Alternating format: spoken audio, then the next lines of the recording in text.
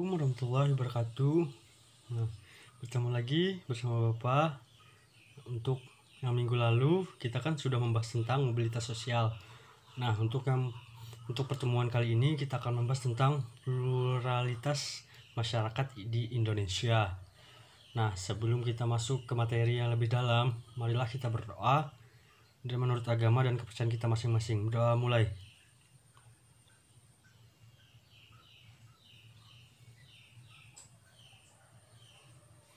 Selesai. Nah, seperti biasa kita absen. Apa itu pluralitas? Nah, di sini pluralitas adalah keberagaman atau kemajemukan masyarakat di suatu wilayah. Nah, di Indonesia itu sendiri istilah pluralitas lebih kita kenal sebagai kebinekaan yang diambil dari kalimat Bhinneka Tunggal Ika yang mempunyai arti berbeda-beda tapi tetap satu jua. Untuk yang selanjutnya kita akan membahas tentang multikultural. Nah, selain istilah pluralitas, kita juga menemukan istilah lain yang berhubungan dengan keragaman, yakni multikultural. Nah, multikultural berasal dari kata multi yang berarti banyak, lebih dari dua, dan kulture artinya kebudayaan. Nah, masyarakat multikultural adalah masyarakat yang memiliki lebih dari dua kebudayaan. Nah, masyarakat multikultural tersusun atas berbagai budaya yang menjadi sumber nilai bagi terpeliharanya kestabilan kehidupan masyarakat pendukungnya. Keragaman budaya tersebut berfungsi untuk mempertahankan identitas dan integrasi di sosial masyarakat. Selanjutnya yaitu perbedaan agama. Nah, kita semua tahu agama yang diakui di Indonesia itu ada 6. Nah, yang pertama seperti Islam, yang kedua Protestan, yang ketiga Katolik, yang keempat Hindu, yang kelima Buddha, dan yang keenam Konghucu. Nah, dari perbedaan ini, tata cara peribadatan, tempat ibadah, raya keagamaan, cara berpakaian, dan lain sebagainya juga berbeda. Nah, dalam menyikapi perbedaan agama, kita harus mempunyai sikap saling memahami, saling menghargai, dan toleransi. Nah, toleransi dalam agama bukan berarti kita mencampur adukan ajaran agama, tetapi saling menghormati dan membantu menciptakan keamanan dan kenyamanan umat beragama lain dalam beribadah. Untuk selanjutnya itu perbedaan budaya. Nah, di sini kata kebudayaan berasal dari Sanskerta budaya. Nah, yang merupakan bentuk jamak dari budi, yang berarti budi atau akal. Nah, kebudayaan dapat diartikan sebagai hal-hal yang bersangkutan dengan budi dan akal. Nah, menurut Kunjaraningrat, kebudayaan adalah keseluruhan sistem gagasan, tindakan, dan hasil karya manusia dalam rangka kehidupan masyarakat yang dijadikan milik diri manusia dengan belajar. Nah, untuk menurut Selo Sumarjan dan Sulaiman Sumardi, mereka mengemukakan kebudayaan adalah semua hasil cipta, rasa, dan karya masyarakat. Nah, untuk contoh hasil cipta masyarakat itu seperti filsafat dan ilmu pengetahuan. Nah, untuk contoh hasil rasa itu seperti agama dan kesenian. Nah, dan untuk contoh hasil karya masyarakat ya seperti teknologi, seperti mobil dan lain-lain. Selanjutnya itu tentang wujud kebudayaan. Nah, wujud kebudayaan di sini dibagi menjadi dua, yaitu kebudayaan bersifat abstrak dan kebudayaan bersifat konkret. Nah, untuk kebudayaan bersifat abstrak itu ada di dalam pikiran sehingga tidak dapat dirasakan oleh panca indera. Contohnya seperti ide, gagasan, nilai, norma, peraturan, dan cita-cita. Nah, untuk yang kebudayaan bersifat konkret, wujudnya bermula dari perbuatan dan aktivitas manusia dalam masyarakat. Nah, kebudayaan ini dapat dirasakan oleh panca indera. Contohnya seperti perilaku, bahasa, materi, dan lain-lain.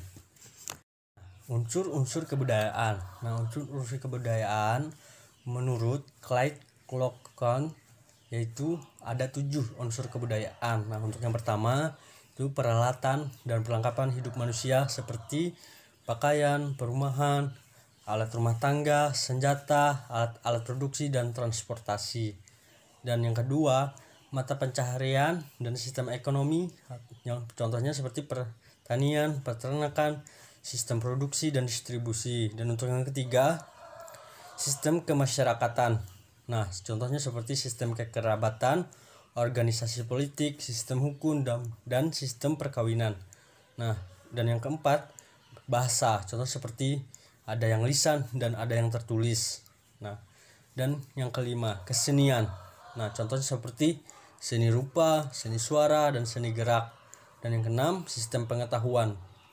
Dan untuk yang ketujuh, sistem kepercayaan seperti religi atau agama yang berbeda-beda. Yang selanjutnya yaitu penyebab perbedaan kebudayaan. Nah, perbedaan kebudayaan di sini dibagi menjadi tiga, yaitu yang pertama keadaan geografis. Nah, keadaan geografis Indonesia ini terdiri atas ribuan pulau yang terpisah. Kondisi geografis tersebutlah yang mengibatkan penduduk terisolasi satu dengan lainnya. Nah, mereka kemudian mengembangkan pola perilaku, bahasa, dan kebudayaan yang berbeda. Nah, yang kedua, pengaruh budaya asing. Nah, pengaruh budaya asing. Nah, kita tahu Indonesia terletak pada posisi silang antara dua samudra dan dua benua. Kondisi strategis tersebut menjadi daya tarik bagi bangsa asing untuk datang hingga menetap di Indonesia. Ada yang datang untuk berdagang, ada pula datang untuk menyebarkan pengaruh budaya dan agama yang dianutnya. Dan yang ketiga, keadaan iklim. Nah, keadaan iklim yang berbeda antar daerah menimbulkan kondisi alam yang berbeda sehingga membentuk pola perilaku dan sistem kebudayaan yang berbeda pula. Yang akan kita bahas yaitu tentang perbedaan suku bangsa.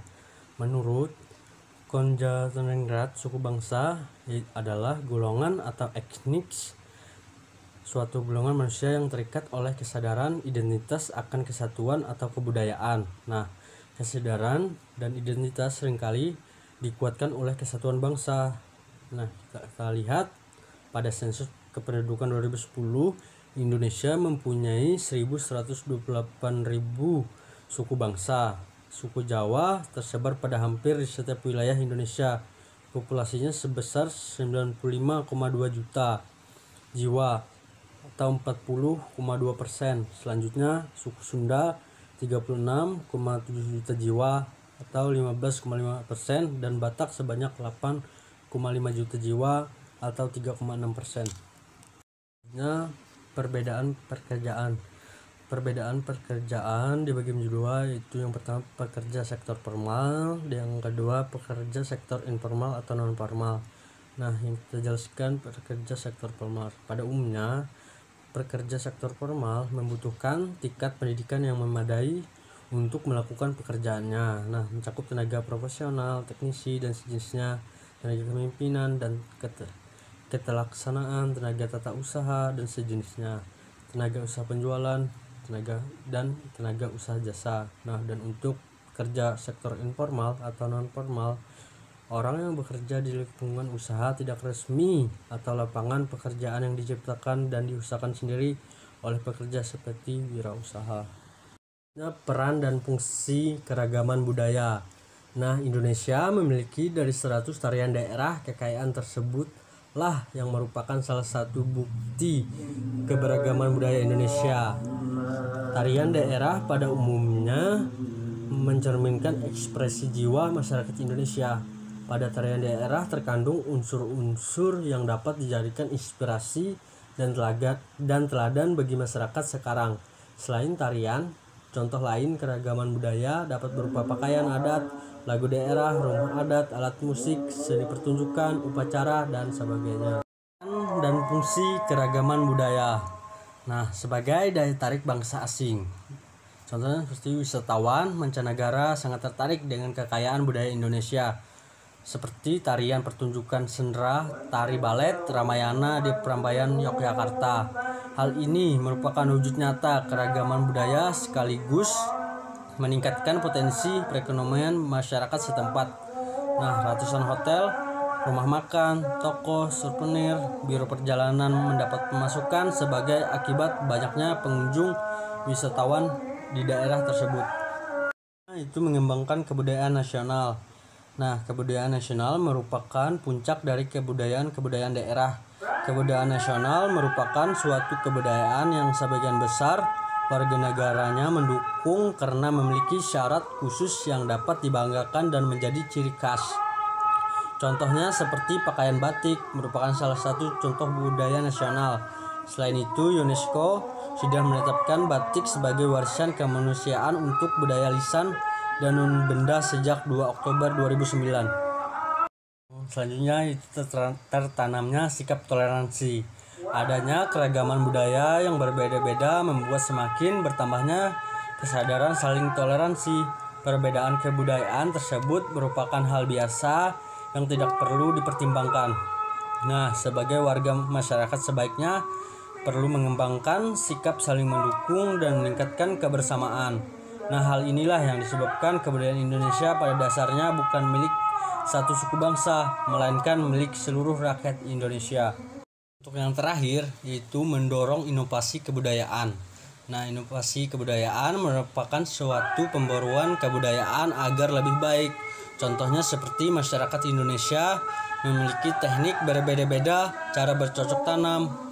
Perbedaan tersebut didasari berbagai alasan. Nah, setiap kelompok masyarakat melakukan interaksi yang selanjutnya akan mempengaruhi cara bertani sebelumnya. Itulah yang disebut menghasilkan cara baru dan khas dalam pertanian. Itu saja materi yang dapat Bapak sampaikan. Tolong kalian pelajari apa yang sudah Bapak ajarkan. Jika ada yang ingin ditanyakan, nanti bertanya saja. Bapak kira cukup. Bapak ucapkan terima kasih. Dan Assalamualaikum warahmatullahi wabarakatuh.